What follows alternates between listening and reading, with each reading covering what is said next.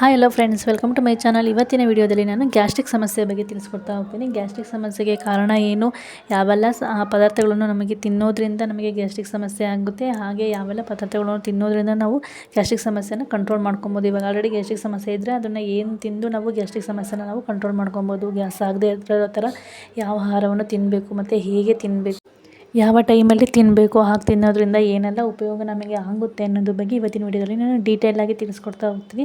So video skip ಮಾಡಿದೆ full video ನೋಡಿ, ಆವಾಗ ನಿಮಗೆ ಕಂಪ್ಲೀಟಾಗಿ ಗ್ಯಾಸ್ಟ್ರಿಕ್ ಸಮಸ್ಯೆ ಆದಾಗ ಏನು ಮಾಡಬೇಕು, ಯಾವ ಥರ ಮಾಡಬೇಕು ಅನ್ನೋದ್ರ ಬಗ್ಗೆ ಫುಲ್ ಮಾಹಿತಿ ನಿಮಗೆ ಸಿಗ್ತಾ ಹೋಗುತ್ತೆ. ಸೊ ಹಾಗಾದರೆ ಬನ್ನಿ, ಫಸ್ಟ್ ಗ್ಯಾಸ್ಟ್ರಿಕ್ ಸಮಸ್ಯೆಗೆ ಕಾರಣ ಏನು ಅಂತ ತಿಳ್ಕೊಳ್ಳೋಣ. ಅದಕ್ಕಿಂತ ಮುಂಚೆ ಇವಾಗ ಗ್ಯಾಸ್ಟ್ರಿಕ್ ಸಮಸ್ಯೆ ಅಂದರೆ ಕೆಲವೊಬ್ಬರಿಗೆ ಹುಳಿ ತೇಗು ಬರುತ್ತೆ, ಎದೆ ಉರಿ ಬರುತ್ತೆ, ಮತ್ತು ಹೊಟ್ಟೆ ಉಬ್ಬರ ಆಗ್ತಾ ಇರುತ್ತೆ. ಇವಾಗ ಸ್ವಲ್ಪ ಊಟ ಮಾಡಿದ್ರೂ ಸಾಕು ಹೊಟ್ಟೆ ತುಂಬಿತು ಅನ್ನೋ ಥರ ಫೀಲ್ ಆಗ್ತಾ ಇರುತ್ತೆ. ಇವೆಲ್ಲ ಗ್ಯಾಸ್ಟ್ರಿಕ್ ಸಮಸ್ಯೆಯ ಲಕ್ಷಣಗಳು. ಇವಾಗ ಫಸ್ಟ್ ಕಾರಣ ಏನು ಅಂತ ತಿಳ್ಕೊಳ್ತಾ ಹೋಗೋಣ. ಗ್ಯಾಸ್ಟ್ರಿಕ್ ಸಮಸ್ಯೆಗೆ ಕಾರಣ ಏನಪ್ಪ ಅಂದರೆ ನಿಮಗೆ ಜೀರ್ಣಶಕ್ತಿ ತುಂಬಾ ಕಮ್ಮಿ ಇರುತ್ತೆ. ಇವಾಗ ನಿಧಾನವಾಗಿ ಜೀರ್ಣ ಆಗುವ ಆಹಾರ ಪದಾರ್ಥಗಳು ಅಂದರೆ ಮೈದಾನ ಹಿಟ್ಟಿಂದ ಮಾಡಿರುವಂತಹ ಫುಡ್ ಆಗಿರ್ಬೋದು, ಕೆಲವೊಂದು ಜಂಕ್ ಫುಡ್ಡುಗಳು, ಅವು ನಮಗೇನಾಗುತ್ತೆ ತಿಂದ ತಕ್ಷಣ ಹೊಟ್ಟೆಗೆ ಒಂಥರ ಅಂಟ್ಕೊಂಡಂಗೆ ಆಗುತ್ತೆ. ಆ ಪದಾರ್ಥಗಳು ಬೇಗ ಡೈಜೆಷನ್ ಆಗೋದಿಲ್ಲ. ಅದೇನಾಗುತ್ತೆ, ಅರ್ಧ ಡೈಜೆಷನ್ ಆಗಿ ಅರ್ಧ ಹಾಗೆ ಉಳಿದಿರುತ್ತೆ. ಆವಾಗ ನಮಗೆ ಹೊಟ್ಟೆಯಲ್ಲಿ ಗ್ಯಾಸ್ ಉತ್ಪತ್ತಿ ಆಗುತ್ತೆ. ಇದರಿಂದ ನಮಗೆ ಗ್ಯಾಸ್ಟ್ರಿಕ್ ಸಮಸ್ಯೆ ಸ್ಟಾರ್ಟ್ ಆಗ್ತಾ ಹೋಗುತ್ತೆ. ಜಾಸ್ತಿ ಜಂಕ್ ಫುಡ್ಡನ್ನ ಮತ್ತು ಮೈದಾನ ಹಿಟ್ಟಲ್ಲಿ ಮಾಡಿರುವಂತಹ ಪದಾರ್ಥಗಳನ್ನು ನಾವು ಜಾಸ್ತಿ ತಿನ್ನೋಕೆ ಹೋಗ್ಬಾರ್ದು. ಆವಾಗ ಅದನ್ನು ಅವಾಯ್ಡ್ ಮಾಡಬೇಕು. ಅದು ನಮಗೆ ಬೇಗ ಡೈಜೆಷನ್ ಆಗೋದಿಲ್ಲ. ಹಾಗಾಗಿ ಗ್ಯಾಸ್ಟ್ರಿಕ್ ಸಮಸ್ಯೆ ಸ್ಟಾರ್ಟ್ ಆಗ್ತಾ ಹೋಗುತ್ತೆ. ಇದು ಫಸ್ಟ್ ರೀಸನ್ ಆಗಿರುತ್ತೆ. ನೆಕ್ಸ್ಟು ಎರಡನೇ ರೀಸನ್ ಬಂದುಬಿಟ್ಟು ನಾವು ಸರಿಯಾದ ವಿಧಾನದಲ್ಲಿ ನೀರನ್ನು ಕುಡಿದೇ ಇರುವುದು. ಇವಾಗ ಊಟ ಮಾಡ್ತಾ ಇರ್ತೀವಿ, ಒಬ್ಬೊಬ್ರು ಏನು ಮಾಡ್ತೀರಾ ಅಂದರೆ ಒಂದು 3 ತುತ್ತು ಊಟ ಮಾಡ್ತೀರಿ, ಆಮೇಲೆ 1 ಲೋಟ ನೀರು ಕುಡಿಯೋದು, ಮತ್ತು ಒಂದು 4 ತುತ್ತು ಊಟ ಮಾಡೋದು, ಮತ್ತೆ ನೀರು ಕುಡಿಯೋದು. ಈ ಥರ ಮಿಡ್ಲಲ್ಲಿ ಯಾವಾಗಲೂ ನೀರು ಕುಡಿಯಬಾರ್ದು. ಇವಾಗ ಊಟ ಮಾಡುವಾಗ ನಮಗೆ ತುಂಬ ಅವಶ್ಯಕತೆ ಇದೆ ಅಂದಾಗ, ಇವಾಗ ಬಿಕ್ಕಳಿಕೆ ಹತ್ತಿದಾಗ, ಆ ಥರ ತುಂಬ ನೆಸೆಸಿಟಿ ಇದೆ ಅಂದಾಗ ಮಾತ್ರ ಒಂದು ಸ್ವಲ್ಪ ನೀರು ಕುಡಿಬೇಕು. ಅದರ್ವೈಸ್ ನಮಗೇನೋ ಆ ಥರ ಬಿಕ್ಕಳಿಕೆ ಅದು ಏನೂ ಬರಲಿಲ್ಲ ಅಂದರೆ ಊಟ ಮಾಡುವಾಗ ನೀರು ಕುಡಿಬಾರ್ದು. ಊಟ ಆಗಿ ಒಂದು ಅರ್ಧ ಗಂಟೆ ಆದಮೇಲೆ ನಾವು ನೀರನ್ನು ಕುಡಿಬೇಕು. ಈ ಥರ ಊಟದ ಮಧ್ಯದಲ್ಲಿ ನಾವು ನೀರು ಕುಡಿಯೋದ್ರಿಂದ ನಮಗೆ ಜೀರ್ಣಶಕ್ತಿ ಕಡಿಮೆ ಆಗುತ್ತೆ. ನಾವೇನೇ ಊಟ ಮಾಡಿದರೂ ಕೂಡ ಅದು ನೀಟಾಗಿ ಜೀರ್ಣ ಆಗೋದಿಲ್ಲ. ಆವಾಗ ನಮಗೆ ಹೊಟ್ಟೆ ಉಬ್ಬರ, ಗ್ಯಾಸ್ಟ್ರಿಕ್ ಸಮಸ್ಯೆ, ಅಸಿಡಿಟಿ ಸಮಸ್ಯೆ ಎಲ್ಲ ಸ್ಟಾರ್ಟ್ ಆಗ್ತಾ ಹೋಗುತ್ತೆ. ಹಾಗಾಗಿ ಊಟದ ಮಧ್ಯದಲ್ಲಿ ಜಾಸ್ತಿ ನಾವು ನೀರನ್ನು ಕುಡಿಬೋದು. ತುಂಬ ಅವಶ್ಯಕತೆ ಇದ್ದರೆ ಮಾತ್ರ ನೀವು ನೀರನ್ನು ಕುಡೀರಿ. ಇಲ್ಲಾಂದರೆ ಊಟ ಆಗಿ ಒಂದು ಅರ್ಧ ಗಂಟೆ ಆದಮೇಲೆ ನೀವು ನೀರನ್ನು ಕುಡೀರಿ. ನೆಕ್ಸ್ಟು 3ನೇ ಕಾರಣ ಬಂದುಬಿಟ್ಟು ತುಂಬ ಹೊತ್ತು ಖಾಲಿ ಹೊಟ್ಟೆಯಲ್ಲಿ ಇರೋದು. ಇವಾಗ ಏನೋ ಕೆಲಸ ಇರುತ್ತೆ ಅಂತೇಳಿ ನಾವೇನು ಮಾಡ್ತೀವಿ, ಊಟನ ಸ್ಕಿಪ್ ಮಾಡ್ತೀವಿ. ಆವಾಗ ಬೆಳಗ್ಗೆ ಒಂದು ಸ್ವಲ್ಪ ಲೇಟಾಗಿ ತಿಂಡಿ ತಿಂತೀವಿ, ಮತ್ತು ಊಟನೂ ಅಷ್ಟೇ ಟೈಮಿಗೆ ಸರಿಯಾಗಿ ಮಾಡಲ್ಲ, ಲೇಟಾಗಿ ಊಟ ಮಾಡ್ತೀವಿ. ಮತ್ತು ಕೆಲವೊಂದು ಟೈಮ್ ಏನು ಮಾಡ್ತೀವಿ, ಊಟನ ಸ್ಕಿಪ್ ಮಾಡ್ತೀವಿ. ಕೆಲವೊಂದು ಟೈಮ್ ಊಟ ಮಾಡೋಕ್ಕೆ ಮೂಡಿಲ್ಲ ಅಂತನೋ ಅಥವಾ ಏನೋ ಕೆಲಸದ ಒತ್ತಡದಿಂದನೋ ಊಟನೇ ಮಾಡೋದಿಲ್ಲ, ಆ ಥರ ಸ್ಕಿಪ್ ಮಾಡ್ತಾ ಹೋಗ್ತೀವಿ. ಇದರಿಂದ ನಮಗೇನಾಗುತ್ತೆ, ಗ್ಯಾಸ್ಟ್ರಿಕ್ ಸಮಸ್ಯೆ ಸ್ಟಾರ್ಟ್ ಹೋಗುತ್ತೆ. ಹೊಟ್ಟೆಯಲ್ಲಿ ಆಸಿಡ್ ಉತ್ಪತ್ತಿ ಆಗುತ್ತೆ.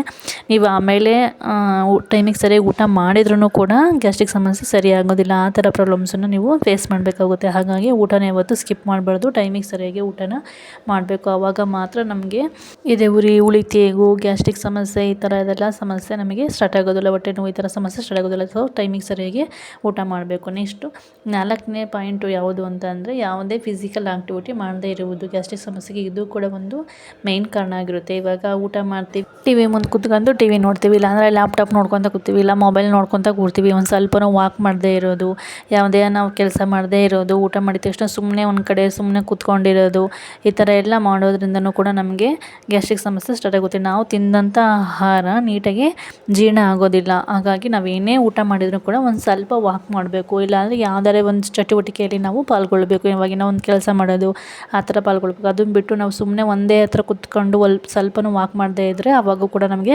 ಅಸಿಡಿಟಿ ಪ್ರಾಬ್ಲಮ್ಮು ಸ್ಟಾರ್ಟ್ ಆಗ್ತಾ ಹೋಗುತ್ತೆ. ನೆಕ್ಸ್ಟು 5ನೇ ಕಾರಣ ಬಂದುಬಿಟ್ಟು ತುಂಬ ಒತ್ತಡ ಹಾಗೂ ಯಾವಾಗಲೂ ಚಿಂತೆ ಮಾಡುವುದು. ಇವಾಗ ಏನೋ ಒಂದು ಟೆನ್ಷನ್ ಮೈಂಡಲ್ಲಿ ಇಟ್ಕೊಂಡಿರುತ್ತೆ, ಯಾವಾಗಲೂ ಅದ್ರ ಬಗ್ಗೆನೇ ಥಿಂಕ್ ಮಾಡ್ತಾ ಇರೋದು, ಅಥವಾ ಇಲ್ಲಾಂದರೆ ಏನೋ ಒಂದು ಕೆಲಸದ ಬಗ್ಗೆ ಟೆನ್ಷನ್ ಇರುತ್ತೆ ಮೈಂಡಲ್ಲಿ, ಇಲ್ಲಾಂದರೆ ಫ್ಯಾಮಿಲಿ ರಿಲೇಟೆಡ್ ಏನೋ ಒಂದು ಟೆನ್ಷನ್ ಇರುತ್ತೆ. ಆವಾಗ ಟೈಮಿಗೆ ಸರಿಯಾಗಿ ಊಟ ಮಾಡಲ್ಲ, ಟೈಮಿಗೆ ಸರಿಯಾಗಿ ನಿದ್ದೆನೂ ಮಾಡಲ್ಲ. ಇದೆಲ್ಲ ಸಮಸ್ಯೆಯಿಂದಲೂ ನಮಗೆ ಗ್ಯಾಸ್ಟ್ರಿಕ್ ಸ್ಟಾರ್ಟ್ ಆಗುತ್ತೆ. ಇವಾಗ ನಮ್ಮ ಮೈಂಡಲ್ಲಿ ಟೆನ್ಷನ್ಸ್ ಜಾಸ್ತಿ ಇತ್ತು ಅಂದರೆ ಆವಾಗ ಅಸಿಡಿಟಿ ಹೊಟ್ಟೆ ಒಳಗಡೆ ಸ್ಟಾರ್ಟ್ ಆಗುತ್ತೆ. ಇವಾಗ ಟೆನ್ಷನ್ ಜಾಸ್ತಿ ಇತ್ತು ಮೈಂಡಲ್ಲಿ ಅಂದರೆ ಆವಾಗ ಅದು ನಾವು ತಿಂದಂಥ ಆಹಾರ ಹೊಟ್ಟೆಯಲ್ಲಿ ನೀಟಾಗಿ ಡೈಜೆಷನ್ ಆಗೋದಿಲ್ಲ. ಇದರಿಂದ ಕೂಡ ನಮಗೆ ಗ್ಯಾಸ್ಟ್ರಿಕ್ ಸಮಸ್ಯೆ ಸ್ಟಾರ್ಟ್ ಆಗುತ್ತೆ. ಸೊ ಇಷ್ಟು ರೀಸನ್ಸ್ ನಾನು ಏನು ಹೇಳಿದ್ನಲ್ಲ, ಅಷ್ಟು ರೀಸನ್ಸು ಗ್ಯಾಸ್ಟ್ರಿಕ್ ಆಗೋದಕ್ಕೆ ಮೇಯ್ನ್ ಕಾರಣ ಆಗಿರುತ್ತೆ. ಇವಾಗ ಇದಕ್ಕೆ ಪರಿಹಾರ ಏನು, ಯಾವ ವಸ್ತುವನ್ನು ತಿನ್ನೋದ್ರಿಂದ ನಮಗೆ ಗ್ಯಾಸ್ಟ್ರಿಕ್ ಸಮಸ್ಯೆ ಕಡಿಮೆ ಮಾಡ್ಕೊಬೋದು, ಯಾವ ಥರ ತಿನ್ನಬೇಕು, ಅದರಿಂದ ಏನು ಉಪಯೋಗ ಆಗುತ್ತೆ ಅನ್ನೋದ್ರ ಬಗ್ಗೆ ಇವಾಗ ನಾನು ತಿಳಿಸ್ಕೊಡ್ತಾ ಹೋಗ್ತೀನಿ. ಮೊದಲನೇದು ಪರಿಹಾರ ಬಂದುಬಿಟ್ಟು ಅಜ್ವಾನ ಕಪ್ಪು ಉಪ್ಪು, ಅಜ್ವಾನ ಮತ್ತು ಕಪ್ಪು ಉಪ್ಪಿನಿಂದ ಸಾಕಷ್ಟು ಲಾಭ ಆಗುತ್ತೆ ನಮ್ಮ ದೇಹದಲ್ಲಿ. ಅಜ್ವಾನದಲ್ಲಿ ಥೈಮೋಲ್ ಎಂಬ ಪದಾರ್ಥವಿರುತ್ತದೆ. ಇದು ಹೊಟ್ಟೆಯಲ್ಲಿ ಜೀರ್ಣಕ್ರಿಯೆಯನ್ನು ಇದು ಹೆಚ್ಚಿಗೆ ಮಾಡ್ತಾ ಹೋಗುತ್ತೆ.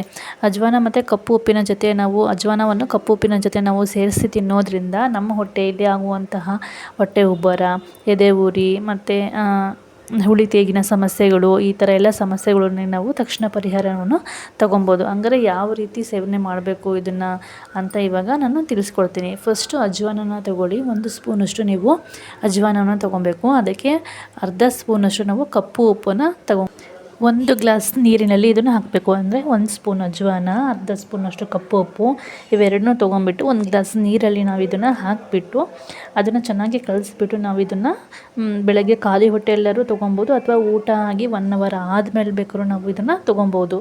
ಊಟಕ್ಕಿಂತ ಮುಂಚೆ ತೊಗೊಳೋದಾದರೆ ತೊಗೊಳ್ಳಿ, ಇಲ್ಲಾಂದರೆ ಊಟ ಆಗಿ 1 ಗಂಟೆ ಆದಮೇಲೆ ನಿಮಗೆ ತಿಂದಂಥ ಆಹಾರ ನೀಟಾಗಿ ಡೈಜೆಷನ್ ಆಗಬೇಕು ಅಂದರೆ ನೀವು ಇದನ್ನು ತೊಗೊಬೋದು. ಇದರಿಂದ ನಾವು ತಿಂದಂಥ ಆಹಾರ ತುಂಬಾ ಚೆನ್ನಾಗಿ ಜೀರ್ಣ ಆಗುತ್ತೆ. ಇದರಿಂದ ಸಿಗೋ ಉಪಯೋಗ ಏನಪ್ಪ ಅಂತಂದರೆ ನಮಗೆ ಹೊಟ್ಟೆ ಒಂಥರ ಹಗುರ ಆದಂಗೆ ಆಗುತ್ತೆ. ಇವಾಗ ನಾವು ತಿಂದಂಥ ಆಹಾರ ತುಂಬಾ ಚೆನ್ನಾಗಿ ಜೀರ್ಣ ಆಗುತ್ತೆ ಮತ್ತು ನಮಗೆ ಗ್ಯಾಸ್ ರಿಲೀಸ್ ಆದಂಗೆ ಆಗುತ್ತೆ.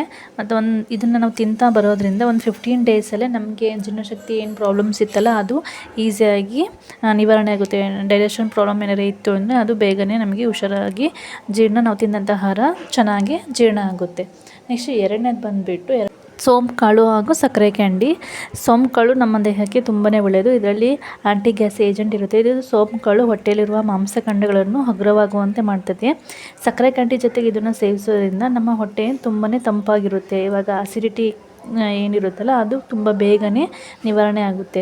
ಇದನ್ನು ತಿನ್ನೋದ್ರಿಂದ ನಮಗೆ ಯಾವುದೇ ತರಹ ಜೀರ್ಣಶಕ್ತಿ ಪ್ರಾಬ್ಲಮ್ ಆಗೋದಿಲ್ಲ. ನಾವು ತಿಂದಂಥ ಆಹಾರ ತುಂಬ ಚೆನ್ನಾಗೇ ಜೀರ್ಣ ಆಗುತ್ತೆ. ಇವಾಗ ಹೊಟ್ಟೆ ಉಬ್ಬರ, ಗ್ಯಾಸು, ಎದೆ ಉರಿ ಇದೆಲ್ಲ ಸಮಸ್ಯೆ ಇತ್ತು ಅಂದರೆ ಸೋಂಪುಕಾಳು ನಮ್ಮ ದೇಹಕ್ಕೆ ತುಂಬಾ ಒಳ್ಳೆಯದು. ನಾವು ತಿಂದಂಥ ಆಹಾರ ತುಂಬ ಬೇಗನೆ ಜೀರ್ಣ ಆಗುವಂಥ ಒಂದು ಎಲ್ಲ ಗುಣಲಕ್ಷಣಗಳು ಈ ಸೋಂಪುಕಾಳಲ್ಲೂ ಇರುತ್ತೆ. ಆದರೆ ಸಕ್ಕರೆ ಕ್ಯಾಂಡಿ ಜೊತೆ ಇದನ್ನು ಮಿಕ್ಸ್ ಮಾಡಿ ತಿನ್ನೋದ್ರಿಂದ ಇನ್ನೂ ತುಂಬಾ ನಮ್ಮ ದೇಹಕ್ಕೆ ಉಪಯೋಗ ಆಗುತ್ತೆ.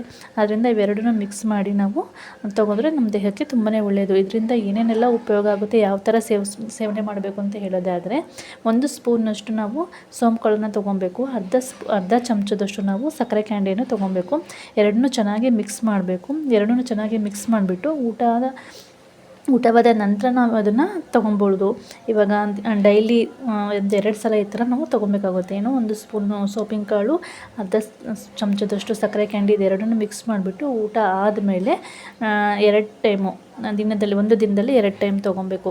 ಇದರಿಂದ ಹೊಟ್ಟೆ ಭಾರ, ಹುಳಿ ತೇಗು, ಗ್ಯಾಸ್ಟ್ರಿಕ್ ಸಮಸ್ಯೆ ಎಲ್ಲ ನಿವಾರಣೆ ಆಗುತ್ತೆ. ನೆಕ್ಸ್ಟು 2ನೇದು ಪರಿಹಾರ ಬಂದುಬಿಟ್ಟು ಶುಂಠಿ ಹಾಗೂ ನಿಂಬೆಹಣ್ಣಿನ ಮಿಶ್ರಣ. ಶುಂಠಿ ಮತ್ತು ನಿಂಬೆಹಣ್ಣಿನ ಮಿಶ್ರಣ ನಮ್ಮ ದೇಹಕ್ಕೆ ತುಂಬಾ ಒಳ್ಳೆಯದು. ಶುಂಠಿ ದೇಹಕ್ಕೆ ಅಂತೂ ಇನ್ನೂ ತುಂಬಾ ಒಳ್ಳೆಯದು. ಇದರಲ್ಲಿ ಜಿಂಜರೂಲ್ ಎನ್ನುವ ಪದಾರ್ಥ ಇರುತ್ತೆ.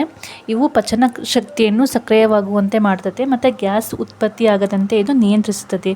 ಶುಂಠಿ ಅಷ್ಟು ನಮ್ಮ ದೇಹಕ್ಕೆ ತುಂಬ ಒಳ್ಳೆಯದು. ನಿಂಬೆಹಣ್ಣು ಅಷ್ಟೇ ಹೊಟ್ಟೆಯನ್ನು ತುಂಬಾ ಸ್ವಚ್ಛವಾಗಿರುತ್ತೆ. ಇದರಲ್ಲಿ ವಿಟಮಿನ್ ಸಿ ಇರುತ್ತೆ ನಿಂಬೆಹಣ್ಣಲ್ಲಿ. ಇದು ಹೆಚ್ಚುವರಿ ಆಮ್ಲವನ್ನು ತಟಸ್ಥಗೊಳಿಸುತ್ತದೆ. ಅಷ್ಟು ಒಳ್ಳೆಯ ಗುಣ ಇದರಲ್ಲಿ ನಿಂಬೆಹಣ್ಣಿನಲ್ಲೂ ಇರುತ್ತೆ. ಇವೆರಡು ಸೇವನೆ ಮಾಡಿ ತಗೊಳೋದ್ರಿಂದ ನಮ್ಮ ದೇಹಕ್ಕೆ ತುಂಬಾ ಒಳ್ಳೆಯ ಒಂದು ರಿಸಲ್ಟ್ ನಮಗೆ ಸಿಗುತ್ತೆ. ಯಾವ ರೀತಿ ಸೇವಿಸಬೇಕು ಅಂತ ಹೇಳೋದಾದರೆ 1 ಇಂಚಿನಷ್ಟು ಶುಂಠಿಯನ್ನು ತೆಗೆದುಕೊಳ್ಳಿ. ಅದನ್ನು ಚೆನ್ನಾಗಿ ಪೇಸ್ಟ್ ಮಾಡ್ಕೊಳ್ಳಿ.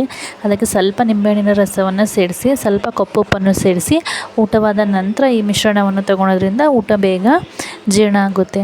ಇನ್ನೊಂದು ರೆಮಿಡಿ ಏನು ಮಾಡ್ಬೋದು ಅಂದರೆ ಬೆಳಗ್ಗೆ ಖಾಲಿ ಹೊಟ್ಟೆಯಲ್ಲಿ ಶುಂಠಿಯ ನೀರನ್ನು ಕುಡಿಯೋದ್ರಿಂದನೂ ಅಷ್ಟೇ ನಮಗೆ ಜೀರ್ಣಶಕ್ತಿ ವೃದ್ಧಿಯಾಗುತ್ತೆ. ಜೀರ್ಣಶಕ್ತಿ ಪ್ರಾಬ್ಲಮ್ ಏನಾರು ಇತ್ತು ಅಂದರೆ ಅದು ನಿವಾರಣೆ ಆಗುತ್ತೆ. ಬೆಳಗ್ಗೆ ಖಾಲಿ ಹೊಟ್ಟೆಯಲ್ಲಿ ಶುಂಠಿ ನೀರನ್ನು ನಾವು ಕುಡಿಯೋದ್ರಿಂದ ಇದೆರಡರಲ್ಲಿ ನೀವು ಯಾವ್ದಾರು ಮಾಡಿ ನೋಡಿ. ಇಷ್ಟು ರೆಮಿಡೀಸ್ ನಾನು ಹೇಳಿದ್ದೀನಿ. 4 ರೆಮಿಡೀಸ್ ಹೇಳಿದ್ದೀನಿ. ಈ 4 ರೆಮಿಡೀಸಲ್ಲಿ ನಿಮಗೆ ಯಾವುದು ಈಸಿ ಅನಿಸುತ್ತೋ ನೀವು ಅದನ್ನು ಮಾಡ್ಬೋದು ನೋಡಿ. ಇವತ್ತಿನ ಅದ್ರ ಜೊತೆಗೆ ಮತ್ತು ನೀರನ್ನು ಜಾಸ್ತಿ ಕುಡಿಬೇಕು. ಇವಾಗ ಗ್ಯಾಸ್ಟ್ರಿಕ್ ಪ್ರಾಬ್ಲಮ್ ಸಾಲ್ವ್ ಆಗಬೇಕು ಅಂದರೆ ನೀರನ್ನು ಸಹ ನಾವು ಜಾಸ್ತಿ ಕುಡಿಬೇಕು. ಐ ಹೋಪ್ ಇವತ್ತಿನ ವಿಡಿಯೋ ನಿಮ್ಗೆ ಎಲ್ರಿಗೂ ಇಷ್ಟ ಆಯಿತು ಅಂತ ಅಂದ್ಕೊಳ್ತೀನಿ. ಗ್ಯಾಸ್ಟ್ರಿಕ್ ಸಮಸ್ಯೆಗೆ ಕಾರಣ ಏನು ಅಂತಲೂ ಹೇಳ್ಕೊಟ್ಟಿದ್ದೀನಿ ಮತ್ತು ಅದಕ್ಕೆ ಏನು ಪರಿಹಾರ ಮಾಡ್ಬೋದು ಅನ್ನೋದನ್ನು ಹೇಳ್ಕೊಟ್ಟಿನಿ. ಇದಿಷ್ಟು ಇವತ್ತಿನ ವಿಡಿಯೋ ಇತ್ತು. ಐ ಹೋಪ್ ಈ ವಿಡಿಯೋ ನಿಮ್ಗೆಲ್ರಿಗೂ ಇಷ್ಟ ಆಯಿತು ಅಂತ ಅಂದ್ಕೊಳ್ತೀನಿ. ವಿಡಿಯೋ ಇಷ್ಟ ಆದರೆ ಪ್ಲೀಸ್ ಲೈಕ್ ಮಾಡಿ, ಶೇರ್ ಮಾಡಿ, ಹಾಗೆ ನನ್ನ ಚಾನಲ್ನ ಸಬ್ಸ್ಕ್ರೈಬ್ ಮಾಡ್ಕೊಳ್ಳಿ. ಇದೇ ಥರ ಒಳ್ಳೊಳ್ಳೆ ವಿಡಿಯೋಗಾಗಿ ಪ್ಲೀಸ್ ನನ್ನ ಚಾನಲ್ಗೆ ಸಪೋರ್ಟ್ ಮಾಡಿ.